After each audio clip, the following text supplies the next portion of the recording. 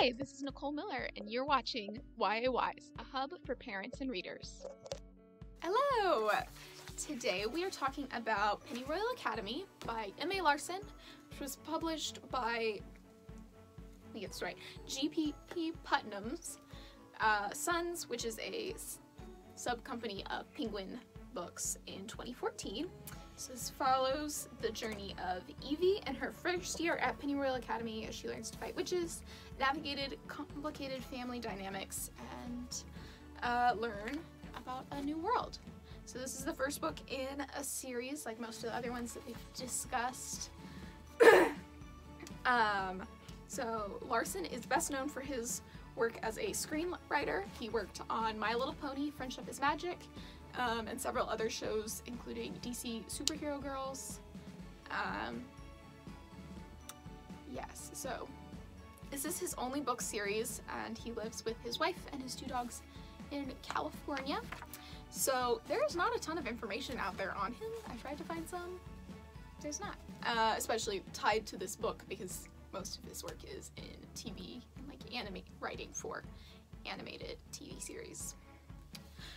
So this book won the Bank Street CBC Best Children's Book of the Year for ages 12 to 14 in 2015, and is on the Texas Lone Star reading list in 2016. So it has 4.5 stars on Amazon and 3.81 stars on Goodreads. Reviews tend to be frustrated with the complexity of the world building and everything going on, paired with kind of so-so writing and some cliches, which I can definitely agree with. I enjoy the story and sort of the premise. The writing just, it falls a little flat, unfortunately, and there's some things that leave you with some questions. So this book is recommended, the ATOS book level is a 6, so that's the 6th grade language and like structural content, and is recommended kind of content story-wise for grades 5 through 12. It has a Lexile score of 820 and recommended ages 10 to 17, but those scores drop within the next 2 books of the series fairly significantly for younger grades. So it's a pretty wide age range of who it's recommended for, because the content is somewhat mature. There's some pretty dramatic moments within it, but then, like I said, the writing is just kind of okay. Yeah. Okay, so I'll do my best to give you a summary of this book, just so you kind of know what's going on. So our main character is Evie. She receives her name somewhat later, though, because we meet her. Initially, she is wandering through the woods, and she accidentally wanders into a witch's house, where she meets Remington, and he is a prince, and so she helps him get away from the witch, and he takes her to the nearby town where they register for Pennyroyal Academy. Evie does not seem to know a whole lot about her past. She's somewhat distant from Remington as they're traveling. He mentions that he is a knight and that he wants to go become a knight, and she seems to be against that. She says her parents have always taught her that knights are not, to be trusted. So she's very wary of him. And so she goes and she signs up for the school, and they try and ask her some questions as she's enrolling of like, what's your name? Where are you from? And she doesn't know the answer to any of these. And so they suspect that she's been under a memory curse. And so they're like, yeah, whatever. Hop on the bus, we'll take care of you when we get there. And this is the first year that the school has been open to anyone to attend. In the past, it's only been those people of royal heritage, and now it's open to anybody who wants to enroll. which is due to a crisis. The world is being invaded by witches, and only princesses know how to fight them off. So they were like, we need to train more princesses to fight off the witches to, you know, push them back so that they don't just take over the world. So, yes. She arrives at school. As they're on the bus, they meet their fairy drill sergeant, who is sort of in charge of them as they go through this training. It's set up sort of like they're going to like boot camp, in a way, which is interesting. It's different from a lot of the other books that we've looked at. So, yes, she meets the other people who are going to be in her training group. They get there, they settle in, she gets sent to the infirmary to be assessed for this memory curse that they suspect that she is under. And she meets, and there are just lots of people in this infirmary. A common curse is a curse that witches place on people is turning them to stone. And so it's just like full of people who've been turned to stone. Evie doesn't understand that. Because she doesn't remember her name, they're like, we'll just call you Cadet 11, because you're the 11th person to come through and not know what your name is.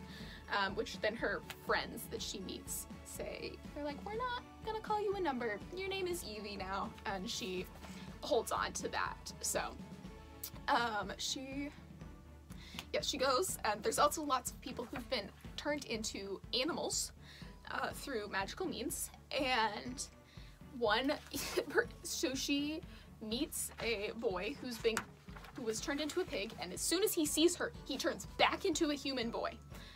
Which then he's very excited. He's like, thank you, you saved me, and like kisses her, and she's like, what is going on? She has very little concept of this world. We have a very strong sense that Evie something's different about her. She does not know what's happening here. She's very confused by everything. We eventually learn that she's like, her clothing is not, she's wearing cobwebs. Nobody says, oh my gosh, that girl is naked. So apparently they're very concealing cobwebs until they get to school, and then they're fitted for their uniforms. And she gets that. She has a piece of jewelry. She has a single dragon scale. And so then she, you know, has all of her, yes. And so she turns this boy back into a human. The nurses are like, that's crazy. They usher her back. She starts to attend classes, and she sort of starts to struggle. They have a history of princesses class where she is like, her teacher asks her that, they're like, can you please give us an example of something, where like a very obvious answer would be Cinderella, and she's like, I don't know, and she like does not know any fairy tales. Again, another sense that like she is very much not of this world, like she's very out of touch. And so they call her into the headmistress's office, Beatrice, and she's like, so a memory curse shouldn't affect that, like maybe you just like don't belong here at this school. And Evie says, it's like fights for her right to stay there, and it's like, no, I belong here, this is important to me, I want to train to fight witches. So she, with her friends,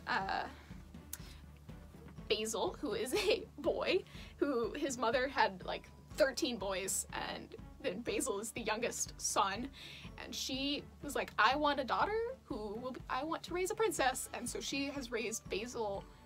He is a boy, he recognizes he's a boy, but he has been enrolled as a princess, and so he's a part of Evie's company, and he just like sleeps in the shack outside. They've set him up his own room, so he's not rooming with the girls, but he goes through princess training with them. Also, good friend Maggie, who is a commoner, so she kind of struggles some with some of the royal students, kind of look down on the common girls, as well as Antoinette, another commoner, and then Demetra is a princess but the like 5 of them kind of become a friend group and support each other throughout. So then they start training, and they're going through all of this. Evie starts reading and learns lots, and eventually we learn that her parents, or she believes her parents, to be dragons. That she's been raised all these years by dragons, and she only realized that she was human, like, right before the book began, because she's like, my sister knows how to fly, I should be able to fly. And so she tries to jump, she like jumps off a cliff, and an attempt to learn to fly, and so her dragon father comes and like swoops in and saves her, but injures himself in the process, like crashes into the cliff. And so she runs away from home because she's like, this is not, like, I'm a danger to them and I don't belong here. I need to go find people like myself. And so that's why she has no concept of how this world works, because she's been raised by dragons, which is interesting. And so she ends up having some like dragon-like qualities. At one point they're doing a training exercise where the princesses have to jump out of a tower as the princes run by on horses and catch them. And so like the fairy drill sergeant and other people are around to like make sure that no one goes splat. But Evie jumps out and like lands super far away, and so it's implied that like somehow she flew, which this is something that comes up a couple times later in the other books, that like she has these weird dragon abilities that it's just sort of been like, whoa, you lived with the dragons, now you have dragon magic? Question mark. But also she runs into a major conflict that the knights fight dragons, and so half of the school she's attending is all about, like, half the people here are learning to fight dragons, and dragons are bad and dragons are attacking us. And she believes like, no, dragons are, they just want to mind their own business, and it's like people that as humans are encroaching on their lands and whatnot, like that, yeah, they're gonna defend themselves. So she has some problems with that, especially she has kind of a continuing relationship with Remington. They're a little flirty, there's a little romance there, but she has some deep conflict of, you are a knight, you want to kill dragons, my family are dragons, and that's bad. And so at one point she, I'm trying to remember what it was exactly, but she runs away from school. They name the top like 10 candidates, or the top candidate from each company is invited to go to a ball. Or no, I guess it's 10 because one of her other company mates is invited. And so they attend a ball, and the winner of this ball does not have to participate in the Helpless Maiden, which is sort of the end of your test that everyone has to do to prove, you know, that they've learned and that they're capable. So she's invited to this, but somebody stands up and kind of attacks her and says, no, this should be my spot, like I know better, this girl Melora does. And so Evie kind of freaks out and is like, you know what, you're right, like I don't belong here, and she runs away into the forest, eventually makes her way back home, finds her sister. Her sister tells her that her father went out looking for her after she disappeared and has never returned, and he is expected to be dead. So she stays with her sister and tells her all about, you know, I'm learning to fight witches and all this, but I don't know, like, maybe I should just come back home and give up. And her sister's tells her, like, no, that's a good thing, like, you should do that, and like, yes, you're a part of our family, but we've done you a disservice in not recognizing that you're different and never kind of explaining that to you. So yes, she returns, but they have to do this whole thing to trick the school into letting her back in, because they're told at the beginning, like, if you leave, you're out. And so they stage a pretend attack using, her sister flies her back, and they like stage something of like, oh no, there's a dragon out there, like, and they bring her back in and rescue her. And then her sister manages to escape unscathed, but it's concerning because all of these knights come out to attack her sister, and she wants to protect her and say, no, go away, it's fine. She's saved, she goes back, she continues training, and really doubles down on that. Again, kind of gets in trouble at some point and is called into the headmistress's office again, and as she's there, a woman shows up, looks at her and says, like, you're my daughter, and recognizes her, and Lady Hardcastle, that's her name, and this is Melora's stepmom. So then they find out that they're stepsisters. It's sort of, then Evie gets to start to know about her family and her human family. And so at one point they send everyone home for a while. I think maybe a witch got into the school or something, but they're like, this is a little dangerous, like we're just gonna send everybody home for a short period of time. And so Evie goes home with Madame Hardcastle and Melora, and is kind of able to reconnect with her family. And she gets there and finds out that when she was very young, her father, she and her stepfather went on a picnic, and for her birthday, and Melora was supposed to come, but she got sick, so then Melora and Lady Hardcastle hung back. And as they went, and we were there, a dragon came down and started attacking them. And so the king, her stepfather, went to fight the dragon to protect her, and he was killed in the process, which then we learn that is her dragon father was the one that attacked them.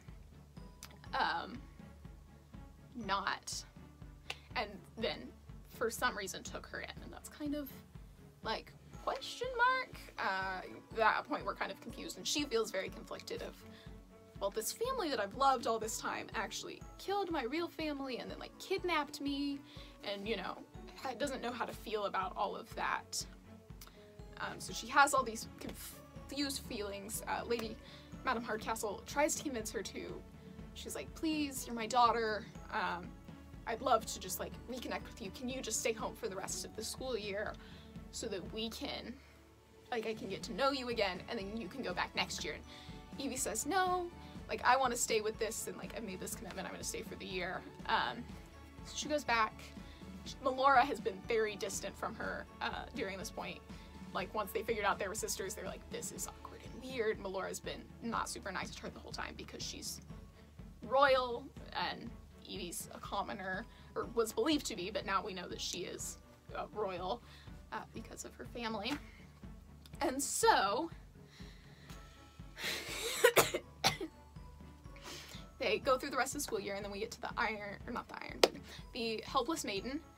And, well, they have the ball first, and Evie goes with Remington as his date, and as they're like trying to dance and compete so that they can hopefully win her a pass out of the Helpless Maiden, he is kind of upset with her, and we don't really know why, and he eventually like storms out of the ball, and she like follows him and says, what is going on with you? And he's like, oh, didn't you kiss that other guy? And she's like, yeah, when he turned back from being a pig, and really he kissed me. And so that's kind of like some stupid drama that happens. It's a little frustrating that then they lose the ball because they didn't dance the whole time and didn't look good and weren't a proper couple. However, Evie's roommate, Maggie, wins, and so now she has a pass out of the Helpless Maiden, but when it comes time, she chooses to go with them. She's like, you know what, I've been working through this all year, and like we've all been working together, and I don't want to walk this alone. Like, I don't want to, it would feel bad. I would feel bad if I didn't participate in this and like kind of cheapen the deal. And so she goes with them. They're dropped off into the woods. They have not been told what it is this whole time. They're loaded up in giant dragonfly helicopter baskets, flown out into the woods, and they're dropped off and they're dispersed, and they're told, okay, these are the woods, these are live woods, there's dangers here, your job is to get back to the academy. Like, there are people stationed throughout the woods to save you, but you need to do this by yourself, you need to be able to get back. And so they start going, they all have to go alone, so Evie's by herself, and she comes across some danger, and she's kind of running from this witch, only to realize that the witch is Lady Hardcastle. And so she's like, my mother is a witch, and then she finds out, and then Melora shows up, and Melora turns out to be a witch. So then this whole time, Lady Hardcastle was not actually her mother, she was her stepmother. Her father is the king who is dead. Lady Hardcastle eventually like creates an image of her dragon father, who for a moment, Evie believes is to be her real dragon father rather than magic imaginary dragon father. It's a little bit of a mess. Stay with me. And he tells her the true story of when I was with your dragon sister, and we were out there in that land, and it was kind of a known dragon ground, and the evil stepmother sent them, Lady Hardcastle, Madam Hardcastle, I can't remember which title she has. And so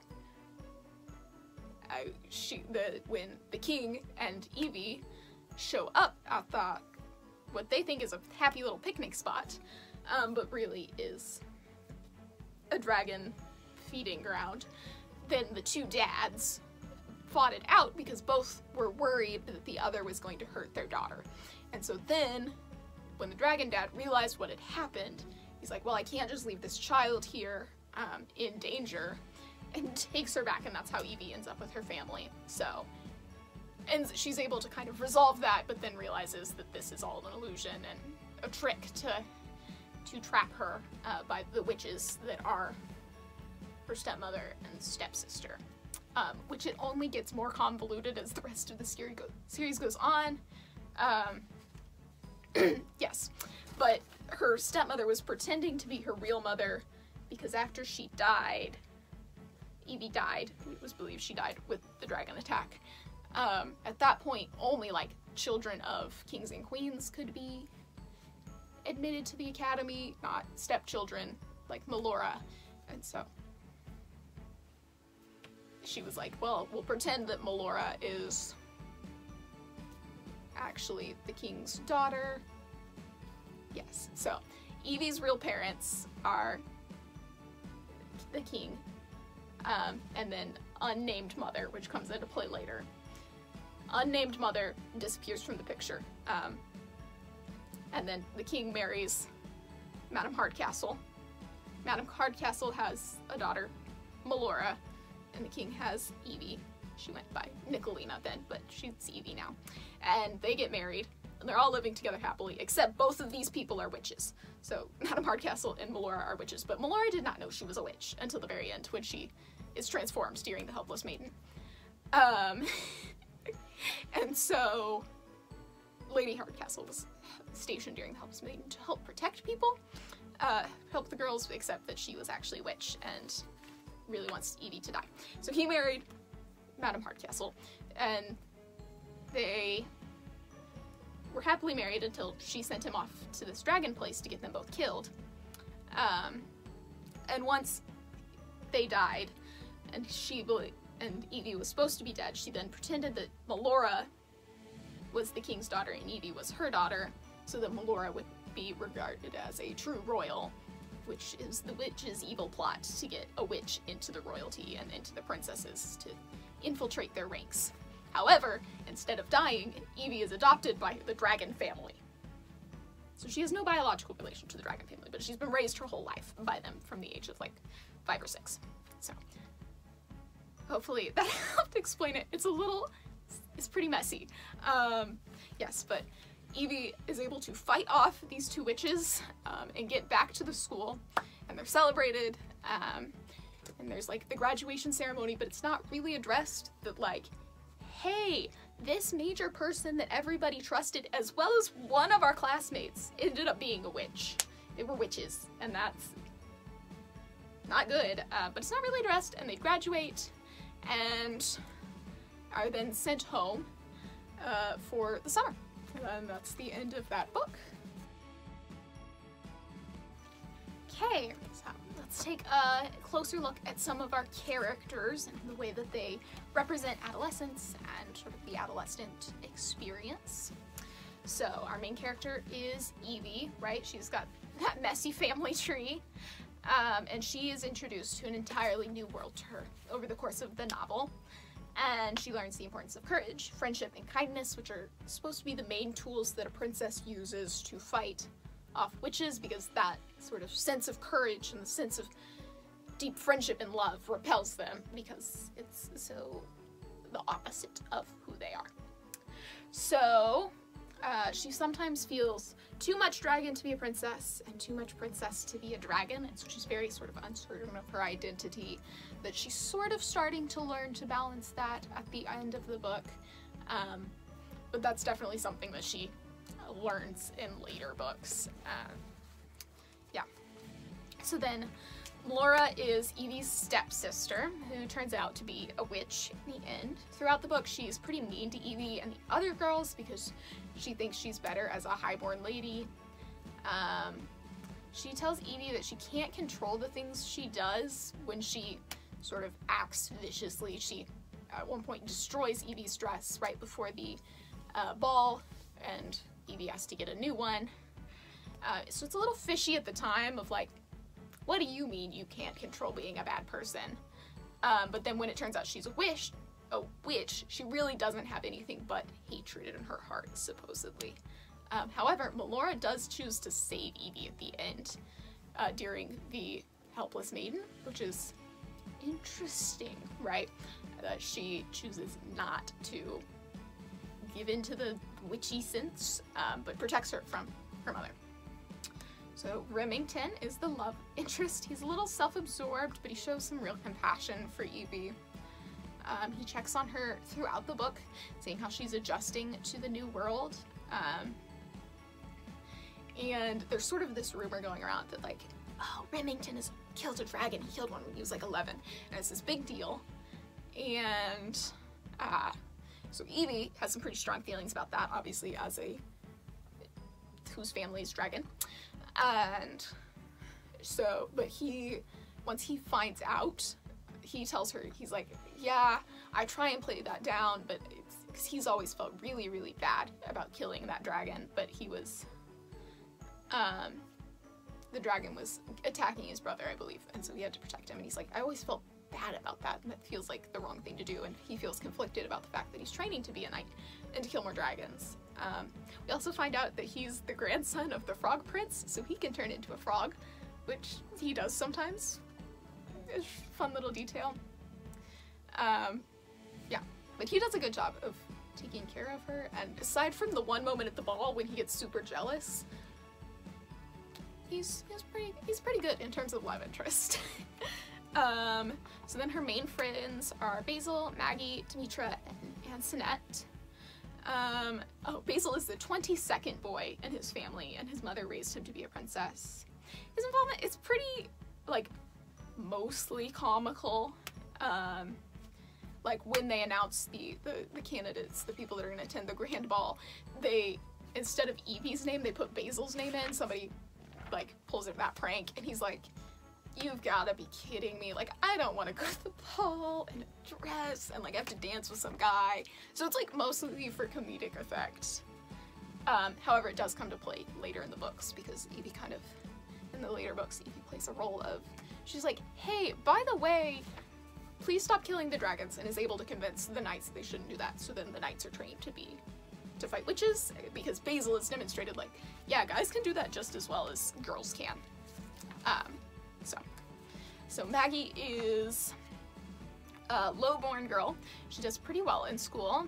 She's initially flustered by the royal students, and kind of she addresses Demetra as like madam and lady this whole time, and Demetra's like, please don't do that, like, we're just friends. And so she eventually gets over that, and she does very well in the school. Like, she wins the grand ball at the end. Demetra is highborn, and she has a very intense fear of horses, which Evie helps her overcome during that task where they have to jump off the tower and be caught by a knight on a horse. Antoinette is another little girl who does well initially, but she gets in a fight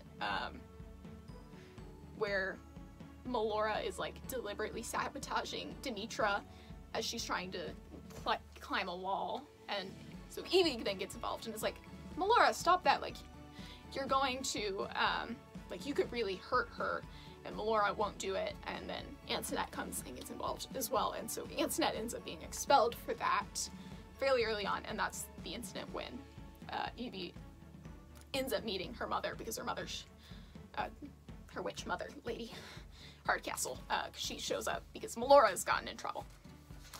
So, So they all show the importance of friendship and supporting each other in hard times. There's also some interesting moments in like building friendships when there's not a lot of shared like cultural backgrounds, and how to like meet and interact with people when you don't have much in common.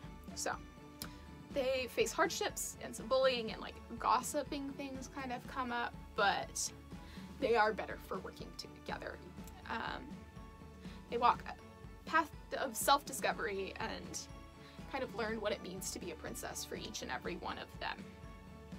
So there is some ideas that about like teenage rebellion and breaking off from your family that we see with Evie walking away from her parents, and her friends supporting her, but then also encouraging her to rekindle that relationship. Okay, the first lesson I've pulled out from this book is the importance of tight family bonds. So obviously family matters in this book are a little convoluted. So especially within her dragon family, Evie recognizes that they love her and she loves them, and you know, she appreciates deeply all of the experiences that she's had growing up with them, and still calls them her family. However, once she recognizes how different she is from them, she then leaves and, you know, feels like she doesn't belong within that family. She forms sort of a second family at school with her friends, when she's in that process of reconciling her identity. And then she does find like a third family with the Lady Hardcastle and Melora, but she does not connect with them at all because they are witches and want her dead. So yeah, Melora doesn't intentionally want her dead at the beginning, I don't think, but once she becomes a witch at the end, it's a little muddled. Muddled intentions. And so, sort of a full spectrum of family relationships for Evie here. The Journal of Research on Adolescence says it's very important to feel supported and understood as during adolescence. This is a period when teens and preteens are sort of transitioning and their focus into the outside of the household. It's important for them to establish strong friendships, and sort of by just exploring that identity beyond the family sphere. And so it's important to have sort of a strong base to build that off of prior to this period of experimentation, but also continuing through that. They know that even though I maybe feel like I'm different or I'm changing, I still belong to this family and I'm loved here. So feeling understood and supported begins in the home. It's, you know, feeling included within the entire household and being understood, having fun together, wanting to spend time together, and being paid attention to is sort of that key experience within adolescence that, you know, even when they want to go hang out with friends, knowing that their parents and their family and their siblings love them to be with them. Yeah, there's also some adolescence is a common time to sort of recognize the flaws of your parents, and ways that your families have failed. And so in that point, it's important to have open communication within the family, to know, to kind of combat that and deal with that, that even as they're recognizing parents as full people that, you know, aren't perfect in any way, as Evie sort of realizes, like, oh, my dragon dad killed my human dad. And so she has to come to terms with that, and it requires her to have a conversation with her dragon dad, except her dragon dad is dead, so it's a vision of her dragon dad induced by magic, but having a conversation with him where he acknowledges like that wrongdoing on his behalf, but also sort of why he did it, that he, you know, was acting out of a sense of protection for his daughter, her dragon sister.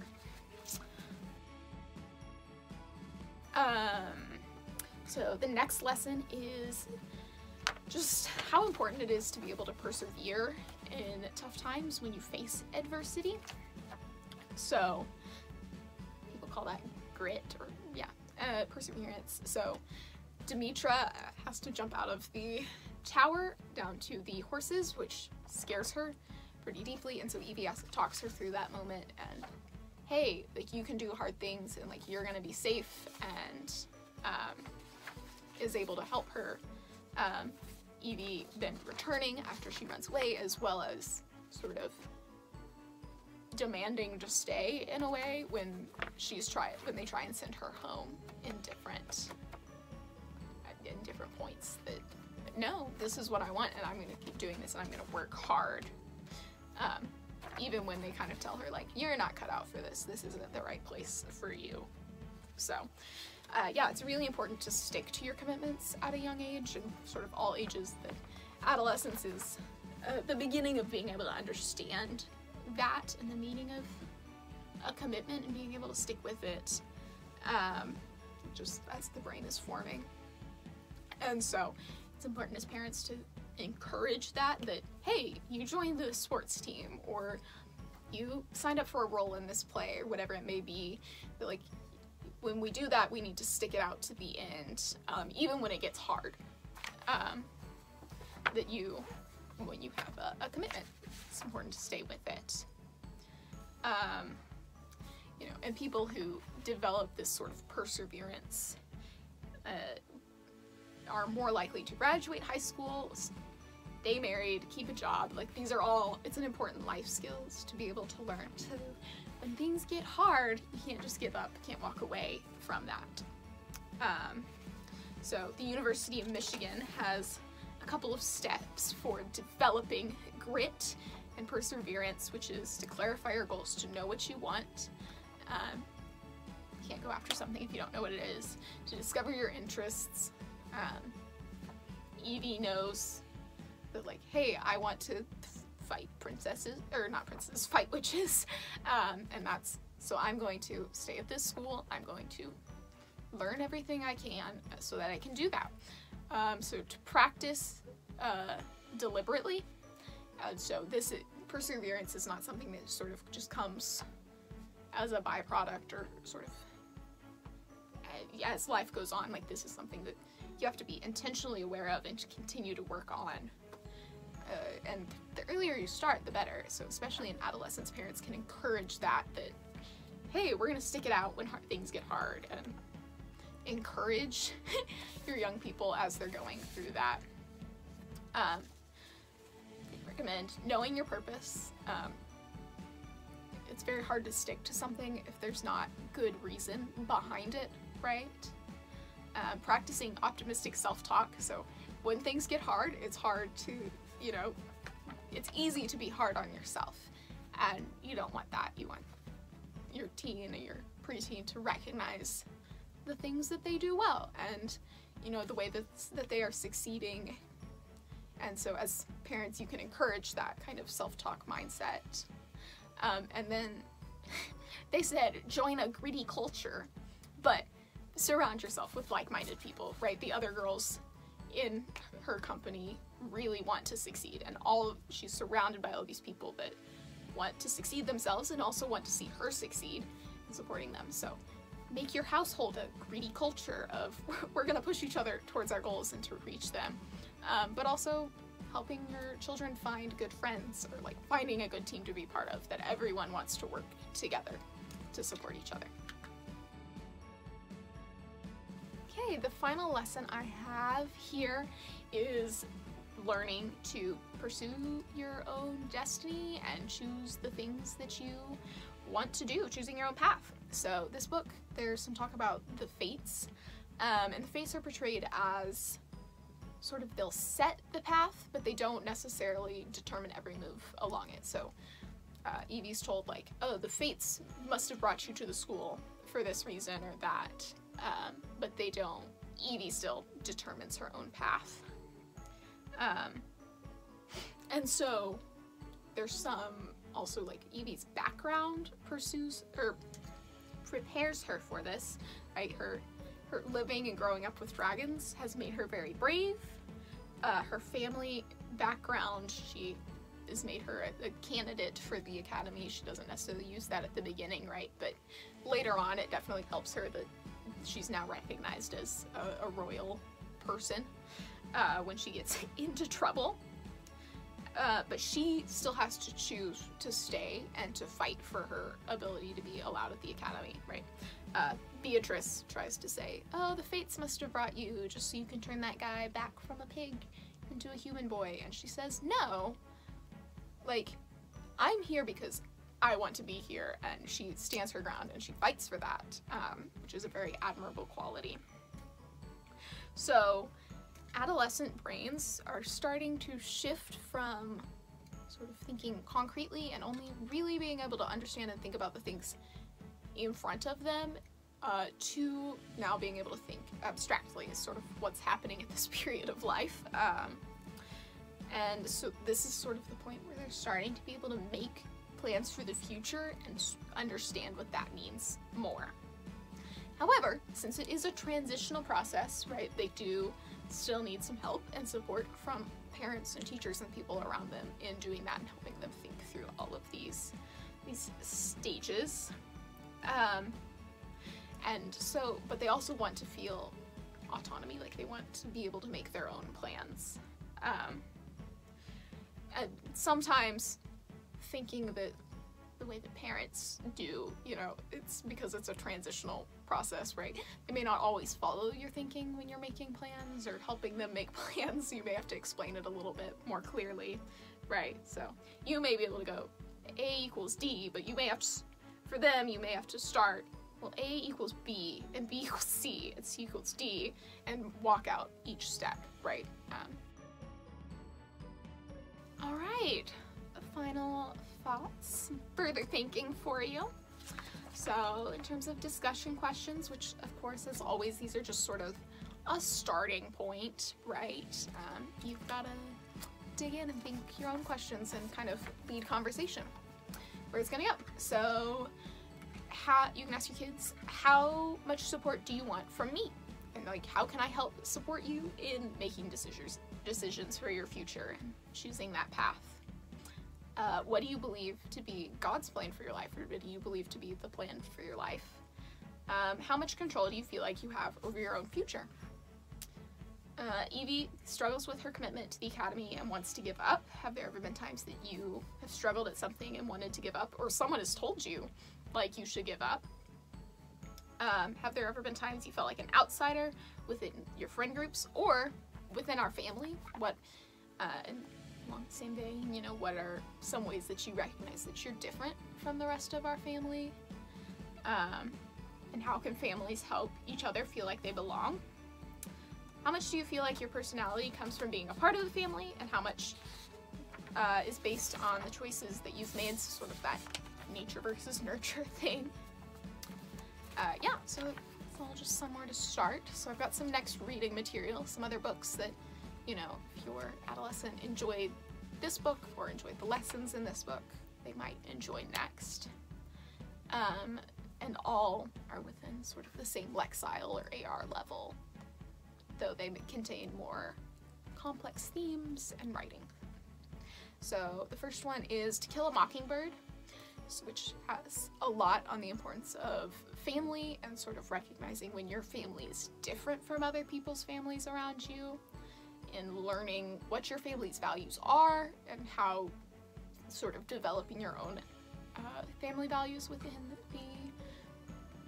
this one is specifically within the context of race, but sort of in the world at large. Next book I have is The Secret Garden, which again has some interesting family dynamics going on, and feeling alienated from that family, as well as, like, I liked the sort of like mystery within that one that I feel like is similar to Pennyroyal Academy, as well as like the garden is fun and mysterious and, you know, sort of a sense of danger about it. And then the last one I have down is The Hobbit. So obviously this is a pretty big next step to go from Pennyroyal to The Hobbit. However, it's got that fantasy, fun feeling. It's a journey into the unknown, encountering a new world from outside of what you know, those same kind of elements. I would probably recommend this being like a family read. My dad read it to me when I was growing up, which I have very happy memories of. I don't necessarily remember all the details of The Hobbit, but I do remember that sense of the way that it encouraged healthy family dynamics, and like getting to spend time with him, and we got to have that in common, which was fun. So it might be a good book to read before bed, or as a family, or audiobook in the car, or something like that. So thank you so much for watching. I hope that this has been informational, and I hope that you feel more prepared to talk about some YA literature.